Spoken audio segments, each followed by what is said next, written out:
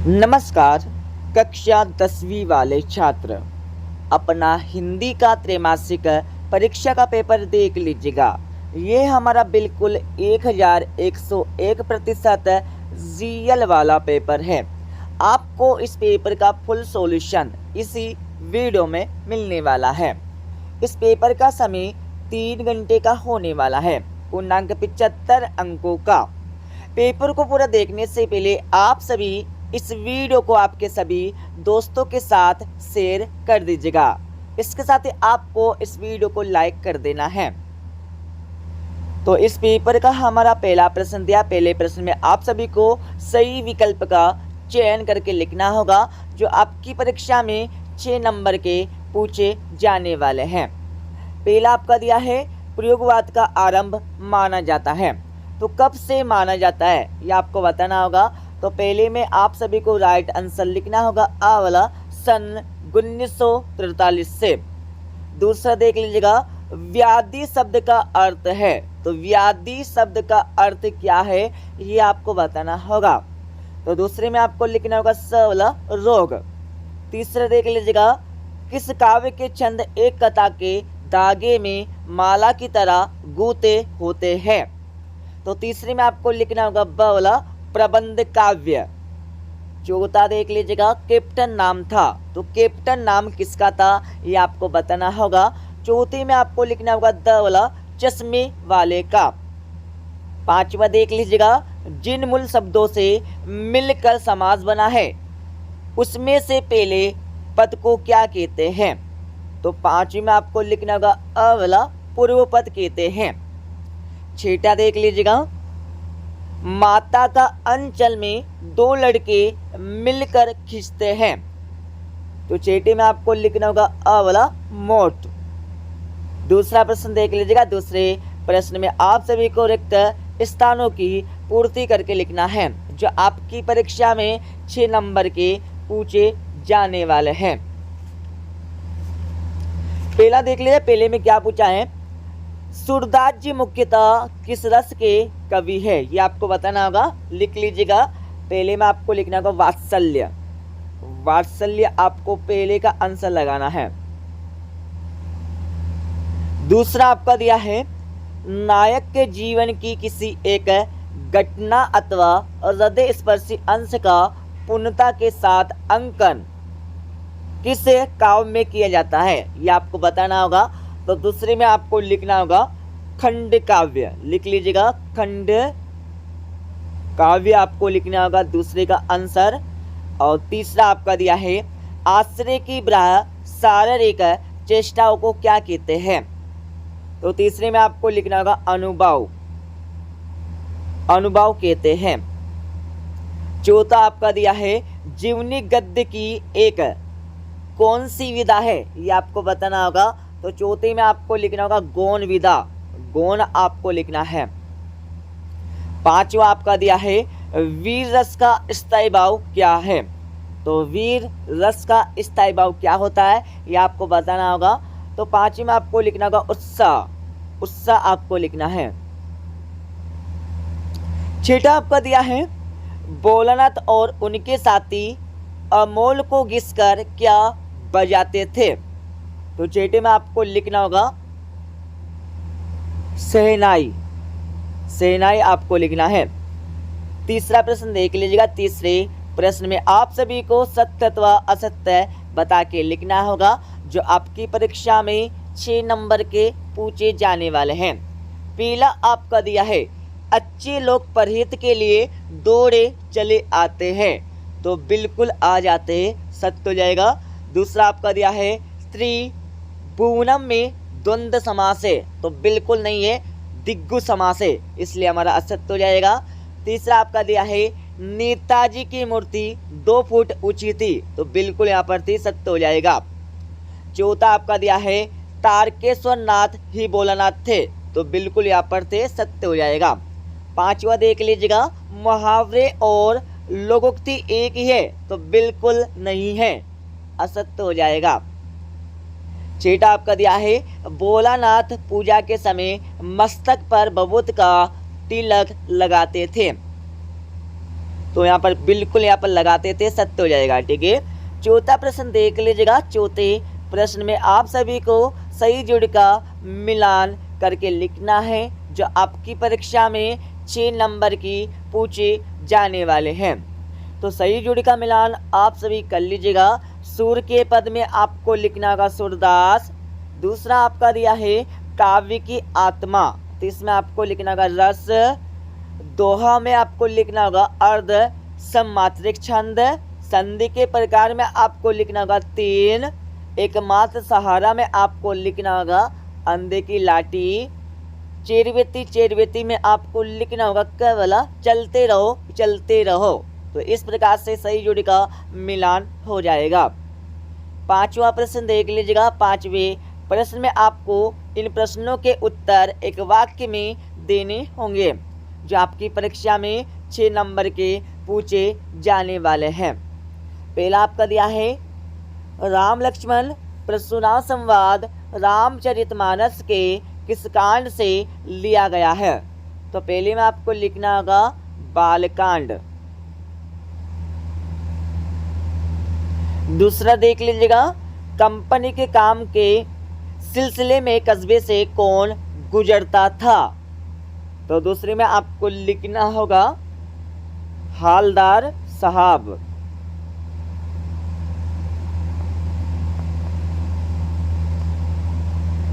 और तीसरा देख लीजिएगा, वीर रस की कविताओं में कौन सा शब्द गुण होता है। तो तीसरे में आपको लिखना होगा ओज गुण। ओज गुण आपको लिखना है। चौथा देख लीजिएगा, बरखा के बंद होते ही बाग में क्या क्या नजर आए। बरखा मतलब वर्षा, वर्षा के बंद होते ही बाग में क्या क्या नजर आए, ये आपको बताना होगा। तो लिख लीजिएगा। चौथे में आपको लिखना होगा बहुत से बिच्छू, ये आपको लिखना होगा चौथे का आंसर। पांचवा देख लीजिएगा, जिसका कोई शत्रु ना हो उसे क्या कहा जाता है। तो 5 में आपको लिखना होगा अजात शत्रु। छठा आपका दिया है लेखक अज्ञे ने हिरोशिमा कविता कहाँ बैठकर लिखी थी। तो इसमें आपको लिखना होगा रेलगाड़ी में आपको लिखना होगा। ठीक है, इसके साथ ही यहाँ पर हमारे 2-2 नंबर 3-3 एवं 4-4 नंबर के प्रश्न देख लीजिएगा। सभी के उत्तर आपको बता देंगे इस वीडियो के लास्ट में। तो सबसे पहले आप सभी प्रश्नों को समझ लीजिएगा। पहला प्रश्न आपका दिया है, मतलब छठे वाला, जीती काल को संगार काल क्यों कहा गया है, इसके बारे में आपको लिखना होगा। अथवा देख लीजिएगा, जीती काल की कोई 2 विशेषताएं आपको लिखना है। 7वां आपका दिया है तुलसीदास अथवा जे शंकर प्रसाद की काव्यगत विशेषताएं निम्नलिखित बिंदु के आधार पर लिखना है। 2 रचना लिख देना है, भाव पक्ष कला पक्ष आपको लिख देना है। तो इनके आंसर भी आपको बता देंगे। अब यहाँ पर 8वां प्रश्न देख लीजिएगा। स्मृति को पाते बनाने से कवि जे शंकर प्रसाद का क्या आशय है, इसके बारे में आपको लिखना होगा। अथवा देख लीजिएगा, कृष्ण के प्रति अपने अनन्य प्रेम को गोपियों ने किस प्रकार अभिव्यक्त किया है। अभिव्यक्त मतलब उजागर किया है, इसके बारे में आपको बताना होगा। 9वां देख लीजिएगा, गोपियों ने उद्धव से योग की शिक्षा कैसे लोगों को देने की बात कही है, इसके बारे में आपको लिखना है। अथवा देख लीजिएगा, होली के आसपास प्रकृति में जो परिवर्तन दिखाई देते हैं उन्हें अपने शब्दों में लिखना है। अब यहाँ पर 10वां प्रश्न देख लीजिएगा, काव्य किसे कहते हैं, काव्य के भेदों के नाम आपको लिखना होगा। अथवा देख लीजिएगा, हास्य रस की परिभाषा उदयन से आपको लिखना है। 11वां प्रश्न दिया है, महाकाव्य और खंडकाव्य में 2 अंतर लिखना है। 8वें वाले प्रश्न में आपको नाटक और एकांकी में 2 अंतर लिखना है। 12वां प्रश्न देख लीजिएगा, रिपोर्टाज किसे कहते हैं? किसी एक रिपोर्टाज का नाम उसके लेखक सहित लिखना है। अथवा देख लीजिएगा, रेखा चित्र किसे कहते हैं? कोई एक रेखा चित्र का नाम उसके रचनाकार के साथ लिखना है। 13वां देख लीजिएगा, स्वयं प्रकाश अथवा राम वृक्ष बेनीपुरी की साहित्यिक विशेषताएं निम्नलिखित बिंदु के आधार पर देना है। 2 रचनाएं आपको लिखना होगा, भाषा शैली आपको लिखना होगा, साहित्य में स्थान आपको लिखना होगा। 14वां प्रश्न देख लीजिएगा, बाल गोविंद भगत की पुत्र वधू उन्हें अकेला क्यों नहीं छोड़ना चाहती थी? इसके बारे में आपको लिखना होगा। अथवा आपका दिया है, मूर्ति पर लगा सरकंडे का चश्मा क्या उम्मीद जगाता है? इसके बारे में आपको लिखना है। 15वां देख लीजिएगा, लेखिका मनु भंडारी के व्यक्तित्व पर किन किन वस्तुओं का या व्यक्तियों का किस रूप में प्रभाव पड़ा, यह आपको बताना होगा। अथवा देख लीजिएगा, बाल गोविंद भगत के मधुर गायन की विशेषता आपको लिखना है। 16वां आपका दिया है, निम्नलिखित वाक्यांश के लिए एक शब्द दीजिए। एक शब्द में आपको इनके उत्तर देना है। पहला आपका दिया है, जो सभी को स्वीकार हो। जो सभी को स्वीकार हो उसे क्या बोला जाता है, यह आपको बताना होगा। दूसरा देख लीजिएगा, जिसका आकार ना हो तो उसे क्या बोला जाता है, यह आपको बताना है। ठीक है, तो इसमें आपको लिखना होगा निराकार। निराकार, नि प्लस आकार, जिसका कोई आकार ना हो उसे निराकार बोला जाता है। सभी का आंसर आपको बता देंगे वैसे इस वीडियो के लास्ट में। अथवा देख लीजिएगा, अथवे में क्या करना होगा, तो अथवे वाले प्रश्न में आपको मुहावरे का अर्थ लिखकर वाक्यों में प्रयोग करना है। पहला आपका दिया है, आग में घी डालना। इसका अर्थ आपको लिखना है। सबसे पहले अर्थ लिखने के बाद आपको प्रयोग करना होगा। दूसरा आपका दिया है, गागर में सागर भरना, तो इसका भी आपको अर्थ लिखना होगा। अर्थ लिखने के बाद प्रयोग करना है। 17वां प्रश्न देख लीजिएगा, भोलानाथ अपने साथियों को देखकर शिश करना क्यों भूल जाता है? इसके बारे में आपको लिखना होगा। अथवा देख लीजिएगा, घंटों को मेहनत का शहर, बादशाहों का शहर क्यों कहा जाता है? इसके बारे में आपको लिखना है। 18वां आपका दिया है, निम्नलिखित वाक्यांश का संदर्भ प्रसंग सहित भावार्थ लिखना है। तो समझ लीजिएगा इस क्वेश्चन को। तो सबसे पहले क्या करना होगा, संदर्भ आपको लिखना है। ठीक है, संदर्भ में किस प्रकार से आप लिखेंगे, तो दी गई पंक्तियाँ हमारी पाठ्य पुस्तक इस नाम से ली गई है और इसके कवि के नाम ये है, ये आपको संदर्भ में लिख देना है। और प्रसंग में आपको लिखना होगा, मतलब जो हमारी पंक्तियाँ दी है ये किसके बारे में लिखी गई है, ये आपको प्रसंग में लिख देना है। वाक्य या फिर भावार्थ में आपको क्या करना होगा, यहाँ पर समझ लीजिएगा।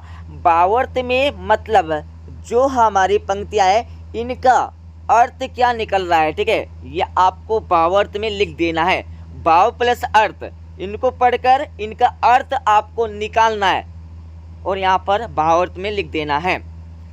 अतिव्यय वाले प्रश्न में भी आपको सेम वही करना है जैसे कि हमने ऊपर वाले प्रश्न में बताया है। इनके उत्तर आपको बता देंगे।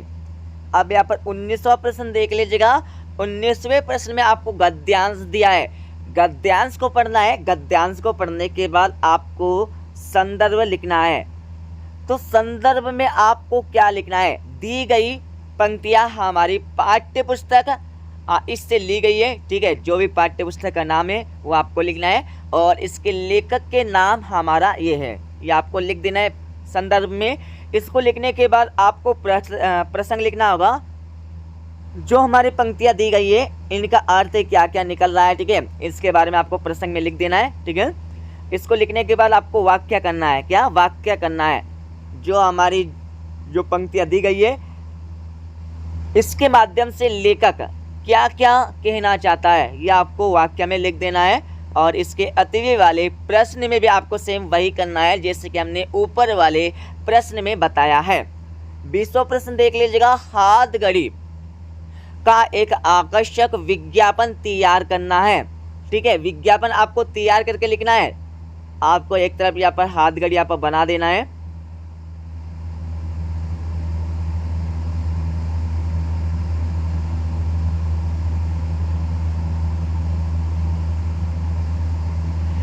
इस प्रकार से आपको हाथ घड़ी यहाँ पर बना लेना है, ठीक है। इसको बनाने के बाद आपको बहुत सारे आप पॉइंट लिखना होगा। हमारे यहाँ सस्ती घड़ी मिलती है, हमारे यहाँ ये मिलती है, ये मिलती है, और घड़ी का प्राइस आपको रख देना है जैसे कि 200 रुपये, ठीक है। और सीमित समय के लिए यहाँ पर ऑफर है। इस प्रकार से आपको एक विज्ञापन तैयार कर देना है। अतिवी वाले प्रश्न में क्या करना होगा, परोपकार का महत्व विषय पर एक अनुच्छेद आपको लिखना है। 21वां देख लीजिएगा। इसमें अपठित गद्यांश काव्यांश को पढ़ना होगा। पढ़ने के बाद इसके नीचे आपको 3 प्रश्न दिए हैं। पहला प्रश्न देख लीजिएगा, उपयुक्त गद्यांश या काव्यांश का आपको शीर्षक बताना है। जो हमारा गद्यांश है ये किसके ऊपर है, इसका शीर्षक आपको लिखना होगा। लिख लीजिएगा, मातृभूमि या फिर धरती माता, इसका शीर्षक आप लिख सकते हैं। दूसरा देख लीजिएगा, कवि भारत माता को क्या क्या अर्पित करना चाहता है। तो इसमें आपको लिखना होगा कवि भारत माँ को, यहाँ पर देख लीजिएगा, ज्ञान अर्पित, प्राण अर्पित, रक्त का कण कण अर्पित या समर्पित करना चाहता है, ये आपको लिखना होगा। तीसरा देख लीजिएगा, देश की धरती का हम पर क्या ऋण है, तो इसको तो आपको यहाँ से लिख देना तीसरे का। अब यहाँ पर हमारा अथवा वाला प्रश्न देख लीजिएगा। इसमें भी आपको सेम वही करना है जैसे कि हमने ऊपर वाले प्रश्न में बताया है। इसमें आपको शीर्षक लिख देना है कंप्यूटर और इंटरनेट। दूसरा आपका दिया है, इंसान के कंप्यूटर बन जाने से समाज को क्या क्या खतरे हैं, तो क्या क्या खतरे हैं इसका उत्तर आपको यहाँ से मिल जाएगा, ठीक है।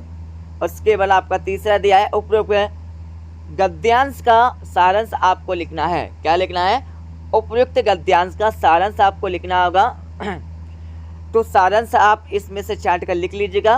और यहाँ पर हमारा 22वां प्रश्न देख लीजिएगा, सचिव माध्यमिक शिक्षा मंडल भोपाल को कक्षा 10वीं की अंक सूची की द्वितीय प्रति मतलब डुप्लीकेट मार्कशीट मंगवाने है तो एक आवेदन पत्र, प्रार्थना पत्र लिखना होगा।